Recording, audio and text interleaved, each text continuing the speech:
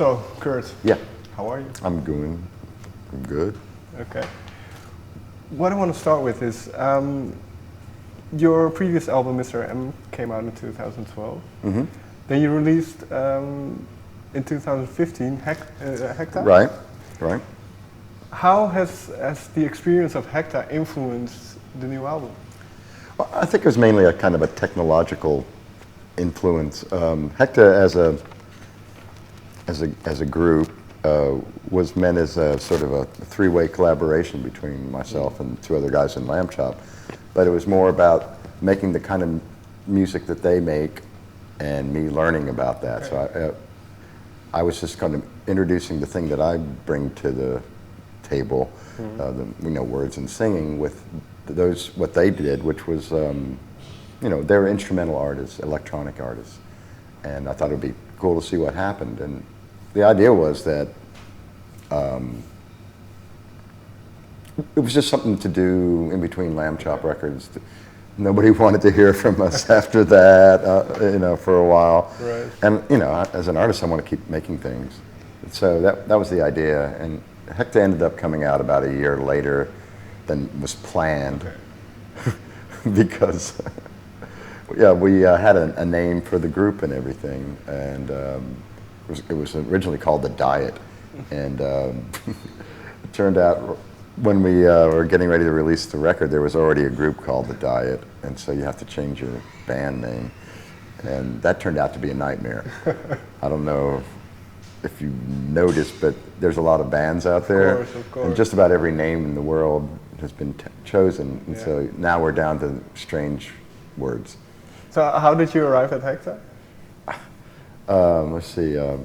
At one point, we were thinking of calling it "Here Comes the Airplane," and that was sort of the. It was kind of a shortened acronym for that Mac at Merge thought up. He says it's okay if we can just call it HeCTA in our emails, and I went, well, HeCTA's better, so let's just do that. Right.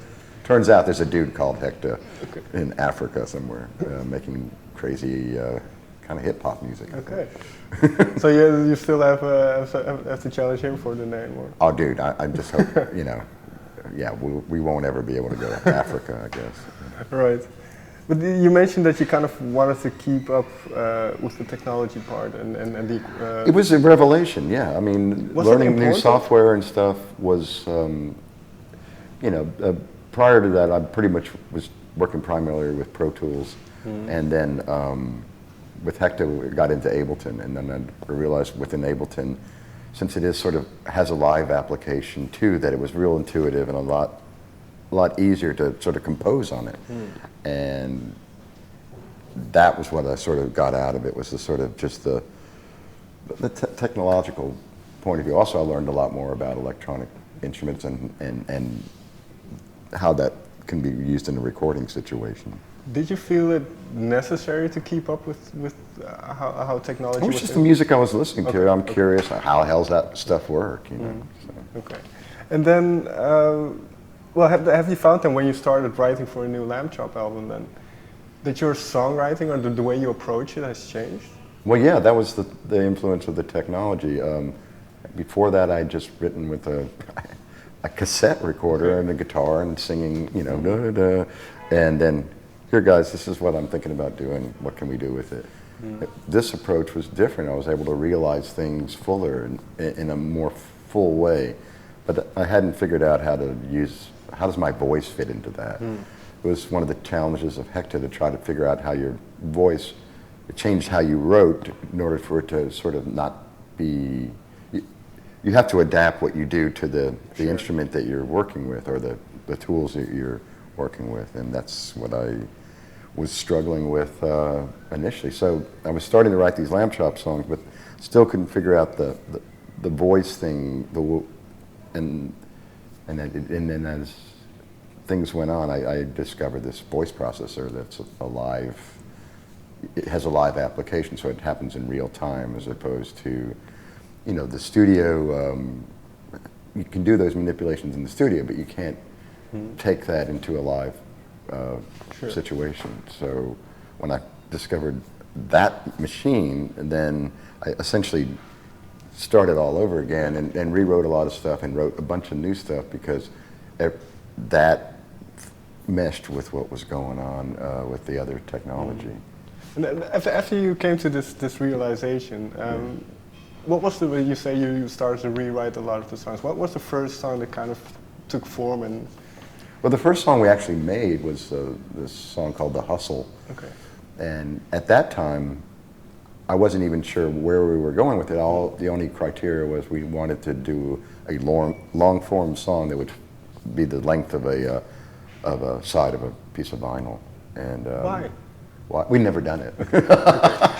You know, and I'd always admired other people who had. I just never thought I had the goods to do that. You know. So what changed now? Why was it? At this point, I was just wanting to try things we hadn't done before. Okay.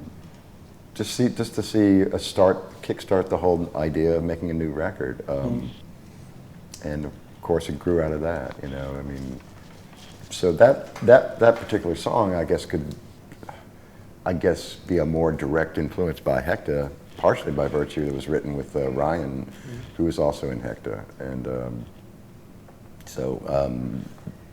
but it quickly, once I found the voice. You know, processor and stuff like that, it really changed the way I thought about writing in general, because I ended up writing the record with simply the software program and the voice processor. I didn't use guitar, nothing, and because the processor could do it all, you know, it could make your voice sound like an instrument, and I was able to go beyond my limited abilities as a musician, and I'm not I'm no prodigy or anything like that, you know. So this was making me sound like a prodigy. I could sing any way I wanted to. I could do anything, and so all these possibilities were now a part of what I could do. And prior to that, I was just weighed down by my own limitations. And then when you discover this, when you have this entire new playground, where do you go? Because you have so many... Well, you can go all kinds of places, yeah. And well, I started getting into hip hop. Okay. I was just fascinated with the production aspects of like LA hip hop.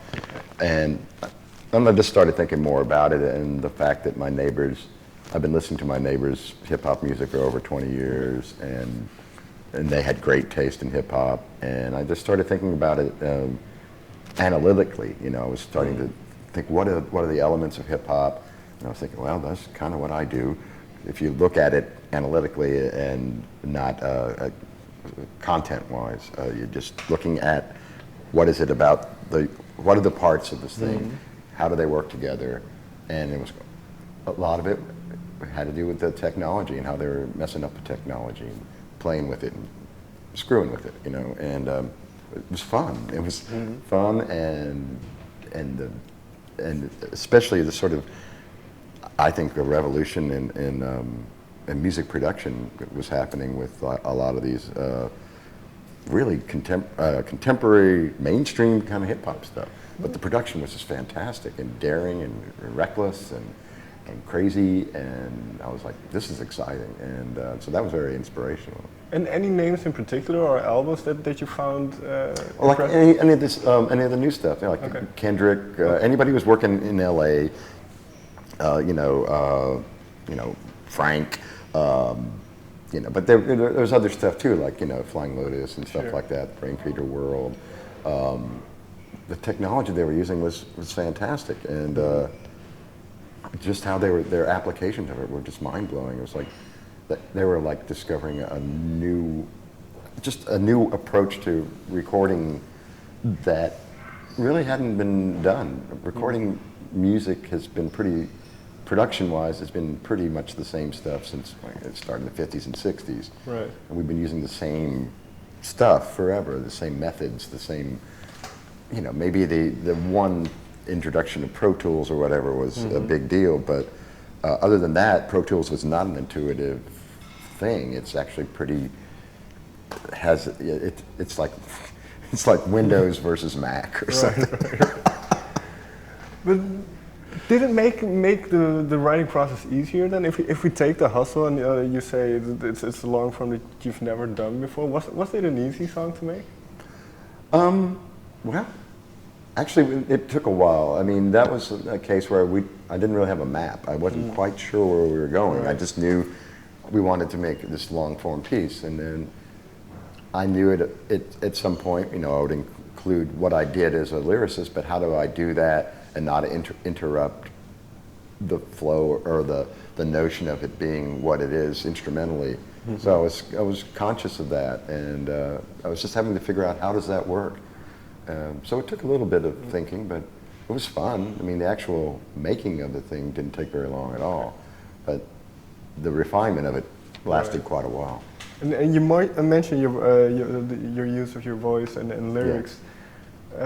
Is it fair to say that you use your lyrics a little bit more sparse on the record? Absolutely. I mean, that's one of the things I was noticing about hip hop music, and the fact that half the time I couldn't understand what the fuck they were saying.